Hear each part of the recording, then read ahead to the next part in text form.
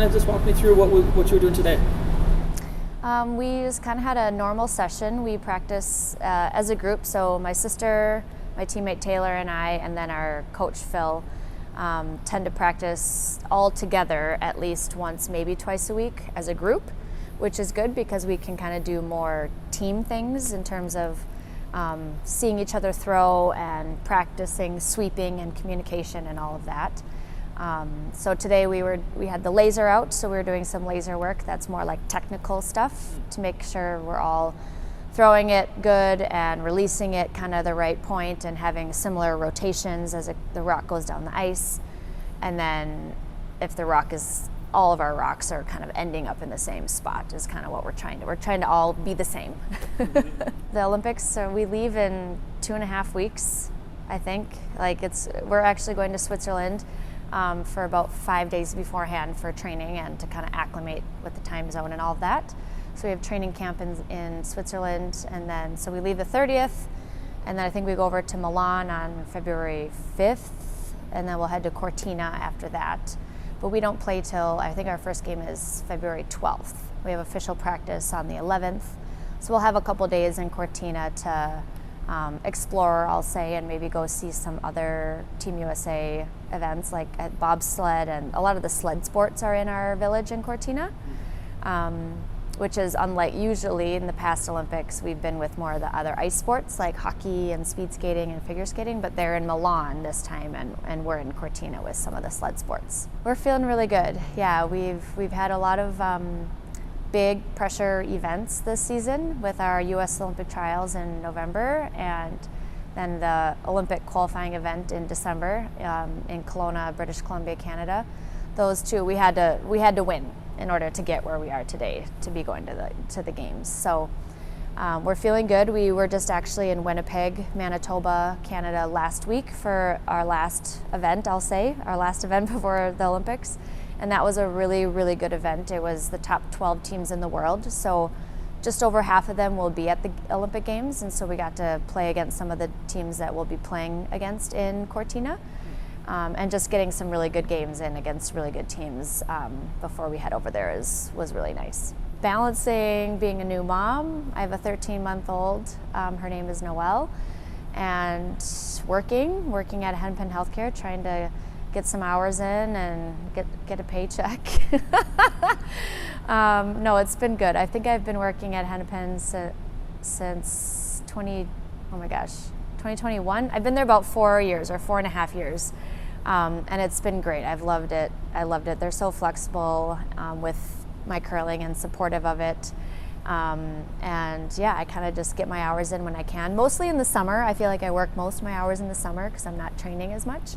And then when curling season hits, it's a lot more balancing things and scheduling things. And but it's all working out. I wouldn't have it any other way. So I kind of knew that I wanted to do something in healthcare when I was younger, I'll say high school.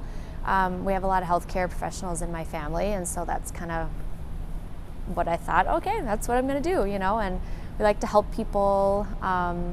And so yeah, when I was in college, I was kind of debating, do I wanna be a nurse? Do I wanna go to med school and pharmacy? What do I wanna do in healthcare?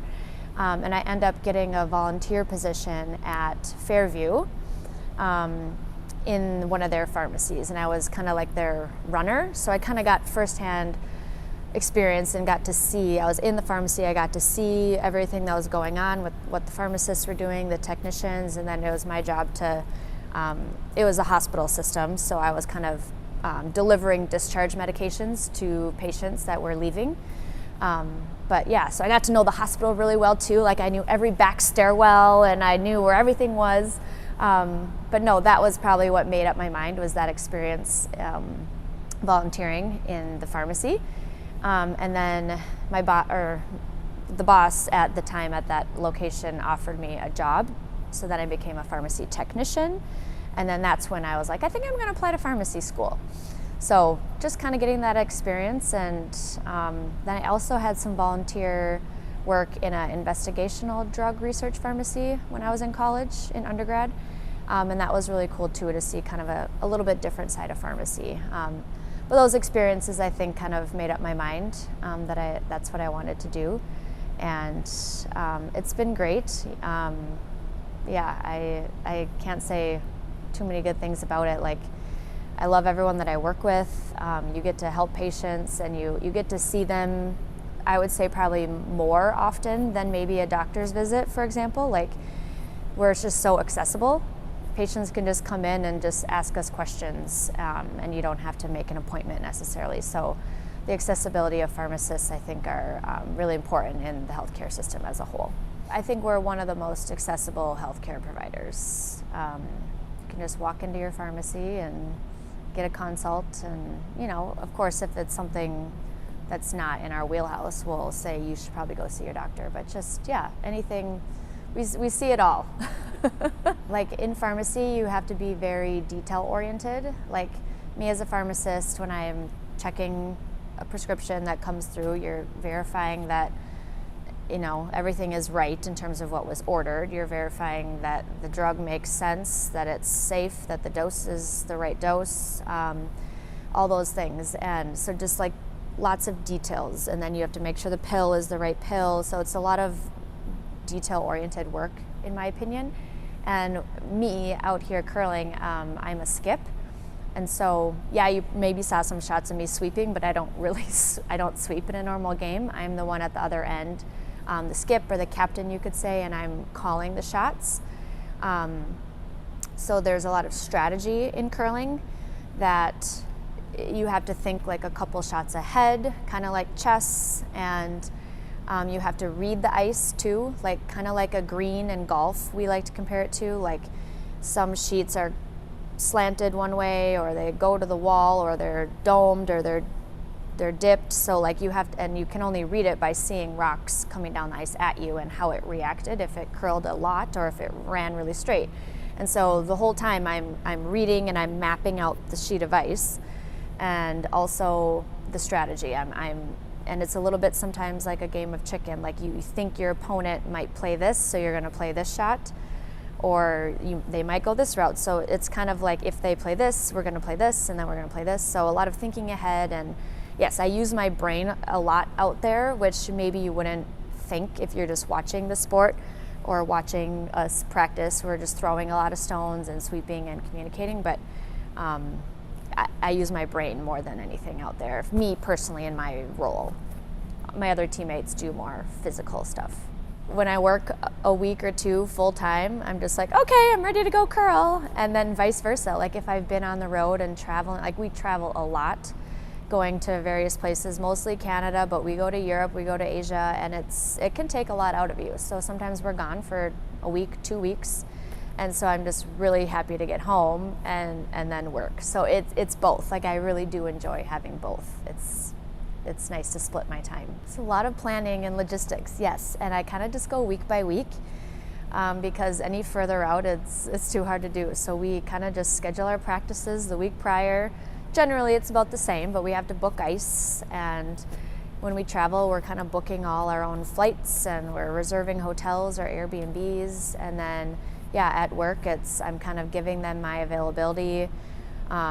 It's more out than a week for sure. Like I would say it's 6-12 weeks out. I don't even know, but then reassessing, like, okay, I didn't get scheduled a shift, and I go in there and I'm like, okay, well maybe I could work this day. So picking up shifts because I do want to keep working, and it is a lot of all that day to day. Yes. Well, I'm gonna go home, and my husband has to leave for work, so I'm on Noel duty. And then we actually, every Tuesday night, we have league. So we've been in this league at the St. Paul Curling Club since we started curling. Maybe that's not true. We started curling I was about 10, and I think we joined this league when I was 15. So been in this league for about 20 years, and it's every Tuesday night, St. Paul Curling Club. We love it. We play against the same kind of group of people that have been it for years, and usually it's some 50, 60, 7-year-old people, and it's fun. It's really fun because it's a different, it kind of brings back the feelings of like why I started curling in the first place, just the love of the game and the camaraderie that comes with it. And after a normal league game, you go upstairs and have a meal or have a drink with the team you just played. every time. And I think every curling club is like that. So it's just very friendly, and it's a gentleman's game in terms of like you call your own errors, I'll say. Like, I don't want to get too much into the like rules of curling, but when you're sweeping a rock and you touch it with your broom, you can't do that. That's called a burnt stone, and you have to call it on yourself. So like, I touched it, and then you pull it out of play. And so, nope, you don't reshoot it. And that's how it's policed in league play, and then also at the Olympics. It will be, if I touch a stone, I have to call it on myself and then let the other team decide. So in that terms, it's a lot of just, I'll say we're polite out there. Like, everyone's just trying to be honest and all that. So I know, like, in curling in particular, there's a lot of countries that are full-time curlers. They get funding, whether it's from their government or what, and so they do spend 100% of their time curling. That's their job. They're getting paid to curl. But that is not the case in the U.S. We do get some help. We get some funding, but it's mostly for expenses like flights, hotels, etc. So yes, all of us still have jobs because we still need to make a living. And I think other Team USA sports, it kind of just depends on your situation. I think a lot of them probably do have some jobs, but some other ones that have enough endorsements or sponsors, like Michael Phelps, like, you're not really working if you get some sponsors and stuff like that. So it just depends on the person, I think. I think one of the coolest things about the Olympics that I've experienced in previous years is just the vibes and the energy of being with all the other Team USA, and just, I guess, all of the athletes, not just Team USA. In the village, like, everyone is just so positive and excited and rooting for you. And then just, having that Team USA as a whole, like, you're not just the curling team anymore, you're a part of Team USA. And everyone on Team USA kind of gets that and understands it, and it's like, yeah, I saw you, you just crushed it in your race and this and that. Like, everyone's following each other.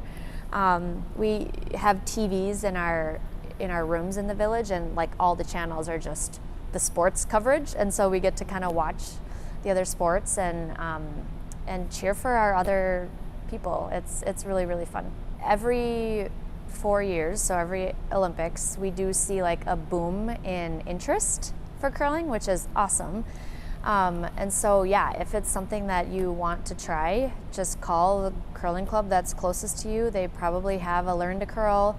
Sign up and come for an hour and try it. A lot of times we also see corporate learn to curls, like businesses will kind of bring their employees in and do like a holiday event or this or that. And so just coming out and trying it, like, every club in the Twin Cities that I know of is very open to that, and they have those events in place.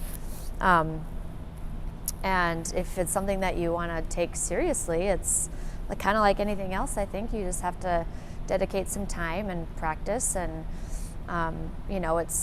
we do a lot of on ice practicing, but we also do a lot of off ice. Like, we're in the gym, we're trying to get stronger and improve our balance, and we work with a sports psychologist. Like, there's so many ways to kind of improve your athletic edge, I guess, these days, that we're doing all of that. And it'll take a couple years, but if you want to get good, you gotta start practicing, get on a team, make some friends, get on a team, and go from there.